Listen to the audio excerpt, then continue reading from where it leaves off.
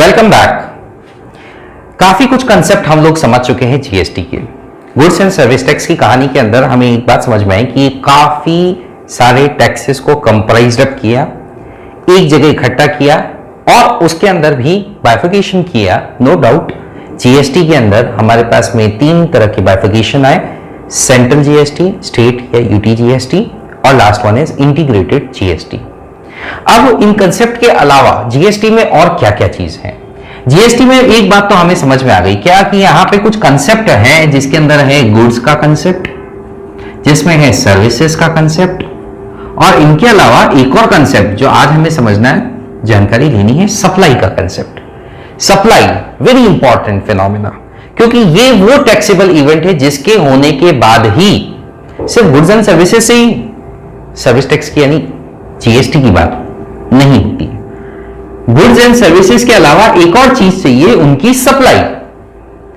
अब उनकी सप्लाई एक पर्सन से दूसरे पर्सन को हो, एक पर्सन से दूसरे पर्सन को किसी कंसिडरेशन में हो, तो जाकर के ये सप्लाई के कंसेप्ट के अकॉर्डिंग जीएसटी अप्लाई होगा। सप्लाई के अंदर आता है प्रोविजन ऑफ सर्विस भी, सप्लाई में आता है सेल ऑफ गुड्स भी, सप्लाई के अंदर आता है ट्रांसफर ऑफ सिक्योरिटीज भी और रिलेटेड एस्पेक्ट। मतलब क्या हुआ कि अगर मान लिया सरकार रोड बना रही है और रोड के बीच में अंदर आपकी मान लेते हैं जमीन आ गई या उसने कुछ और चीज के ऊपर अधिग्रहण करने की कोशिश की और आपको क्या दे दिया, कॉम्पनसेशन दे दिया।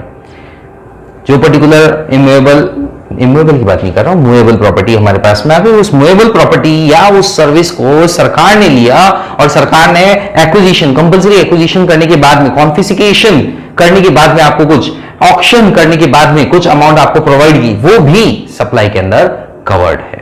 सप्लाई में एक और फिनोमेना है mixed supply and continuous supply.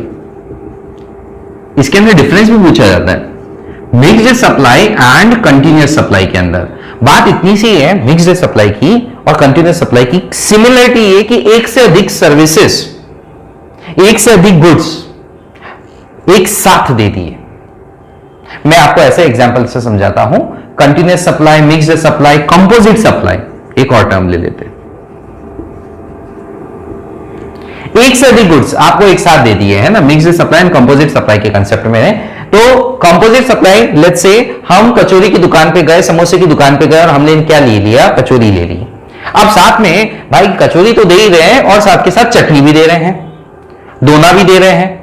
अब ये सारी चीजें जब हमारे को दी गई तो ये कंसेप्ट किसका बना साहब, कंपोजिट सप्लाई का। यहां पे मेन चीज क्या थी, क्या आप चटनी खरीदने गए? नहीं। आप दोना खरीदने गए? नहीं। आप क्या खरीदने गए? आप खरीदने गए थे कचौरी। तो एक मेन गुड्स हो गए और बाकी उससे रिलेटेड एस्पेक्ट, उससे रिलेटेड गुड्स भी आपको सप्लाई किए जा रहे हैं। पॉली बैग भी दे दिया सपोज, तो ये सब चीजें क्या हो गई, कंपोजिट सप्लाई।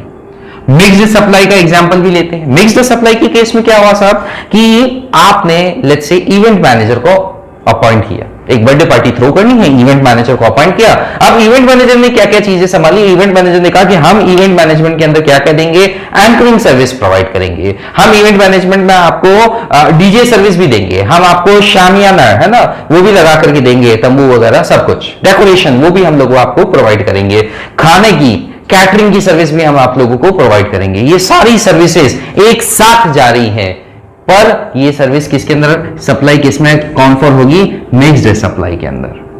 सब अपने आप में इंपॉर्टेंट है, दोनों एक दूसरे से रिलेटेड नहीं है लेकिन एक साथ दी जा रही है मिक्स्ड सप्लाई में। कंपोजिट में क्या था, कंपोजिट सप्लाई के अंदर वो लिंक्ड थी, ठीक है। कंटिन्यूअस सप्लाई में क्या, 90 दिन से ज्यादा वो सेम सप्लाई ऑफ सर्विस आपको की जा रही है। Let's example, take an example, audit हम लोग बात करते हैं। हम गए किसी बैंक वाले के यहाँ पे और कॉन्करेंट ऑडिट परफॉर्म कर रहे हैं, 3 महीने से ज्यादा उसको लगातार आप सर्विसेज दे रहे हैं। Now in this particular case continuous supply के अंदर वो ऑडिट सर्विसेज फॉल फॉर होगी, ठीक है। सप्लाई के साथ साथ एक और चीज हमारे साथ में जुड़ी हुई है, टाइम। कौन सी टाइम के अंदर है ना, किस टाइम पे, क्योंकि क्या है यहाँ पे महीने के अकॉर्डिंग और रेट भी बदल रही है। अब वो पर्टिकुलर सर्विस की सप्लाई की आपने या पर्टिकुलर गुड्स की सप्लाई की, वो कौन सी तारीख का माना जाए, किस डेट को सप्लाई कंप्लीट मानी जाए, क्या इनवॉइस बिल बना उस तारीख को सप्लाई मानी जाए या जब गुड्स पहुंच गए उस तारीख को या जब पेमेंट आया। 3 बातें हो गई, बिल बनना, गुड्स पहुंचना और पेमेंट आना। इनमें किसको सप्लाई मानी जाए, किस वक्त सप्लाई कंप्लीट मानी जाए, वो टाइम ऑफ सप्लाई का कंसेप्ट है। एक और कंसेप्ट है place of supply, registered office या जिस डिपो पे पहुंचाया, या हमारा यानी सप्लायर का या जिसको मिल रहा है गुड्स उसका ऑफिस, किस जगह को सप्लाई मानी जाए या प्लेस ऑफ सप्लाई मानी जाए, इस कंसेप्ट को भी समझना है। प्लेस ऑफ सप्लाई में वैल्यू क्या मानी जाए, क्या उसकी एमआरपी मानी जाए, ट्रांजैक्शन वैल्यू मानी जाए या कुछ और, ये वैल्यू ऑफ सप्लाई का कंसेप्ट भी है। वैल्यू ऑफ सप्लाई में बेसिक बात यह है कि जिस वैल्यू पे आपने गुड्स बेचा, मार्केट में क्या चल रहा है कोई मतलब नहीं, किसी और को क्या बेचा वो भी कोई मतलब नहीं, price is the sole consideration, जहां है वो वैल्यू क्या बन जाएगी, वैल्यू ऑफ सप्लाई। तो place of supply, time of supply, value of supply supply के अंदर जुड़े हुए हैं। इन सब के साथ साथ और भी क्या जरूरी है बात समझना, वो है रजिस्ट्रेशन। बिना रजिस्ट्रेशन के तो आप जीएसटी में कैसे फॉल फॉर करेंगे, कैसे जीएसटी के ऑथोरिटीज को पता चलेगा कि आप पे जीएसटी अप्लाई हो रहा है या नहीं हो रहा है, ये आपको रजिस्ट्रेशन करवाना पड़ेगा। रजिस्ट्रेशन के लिए भी फिनोमेना क्लियर है कि गुड्स की सप्लाई अगर आप कर रहे हैं 40 लाख से ज्यादा, केस टू केस वरी करता है, state to state I mean to say, goods की सप्लाई 40 लाख से अगर ज्यादा रुपए की गुड्स की आप सप्लाई कर रहे हैं during the year, during the financial year, तो जाकर के आपको रजिस्ट्रेशन कराना है। अगर आप सर्विसेज की सप्लाई कर रहे हैं तो सर्विसेज के केस में 20 लाख से ज्यादा की अगर आप सर्विसेज प्रोवाइड कर रहे हैं तो in that particular case also आपको जीएसटी का रजिस्ट्रेशन लेना मैंडेटरी है। 40 लाख गुड्स में, सर्विसेज में 20 लाख, आपको जीएसटी का रजिस्ट्रेशन लेना मैंडेटरी है। इसके अलावा भी कुछ केसेस है, कैजुअल टैक्सेबल पर्सन, मतलब आप किसी टाइम के लिए, किसी टाइम पीरियड के लिए 90 दिन के लिए आप गए किसी जगह सप्लाई कर रहे हैं, तो वहां पे भी कैजुअल टैक्सेबल पर्सन में आपको रजिस्ट्रेशन करवाना है, कैटेगरी ऑफ रजिस्ट्रेशन। ठीक है, एक कंपोजिशन लेवी का कंसेप्ट भी आता है कि रेट ऑफ आपके जो पर्टिकुलर जीएसटी है वो बहुत कम लगेगा, जो नॉर्मल जीएसटी का रेट है वो नहीं लगेगा, कम लगेगा अगर आप 1.5 करोड़ से कम की सप्लाई कर रहे हैं सालाना फाइनेंशियल ईयर के अंदर। लेकिन उस कंपोजिशन लेवी के कंसेप्ट में एक और बात है कि आपको इनपुट टैक्स क्रेडिट, जो लास्ट क्लास में समझा था, उसका बेनिफिट नहीं मिलेगा कंपोजिशन लेवी के अंदर। इनपुट टैक्स क्रेडिट का बेनिफिट नहीं मिलेगा, रजिस्ट्रेशन सेपरेटली अगर होगा। रजिस्ट्रेशन के अलावा आपको टैक्स का पेमेंट करना है, रजिस्ट्रेशन हो गया, टैक्स का पेमेंट करना है, और उस टैक्स के पेमेंट से रिलेटेड आपको विवरण देना है। किस में विवरण देना है, रिटर्न के अंदर। साल के 37 रिटर्न भरे जाएंगे। जब जीएसटी लॉन्च हुआ और दिमाग सबका खराब हुआ, 37 रिटर्न कैसे भरे जाएंगे? देखिए, मंथ के अंदर 3 रिटर्न और एक एनुअल रिटर्न।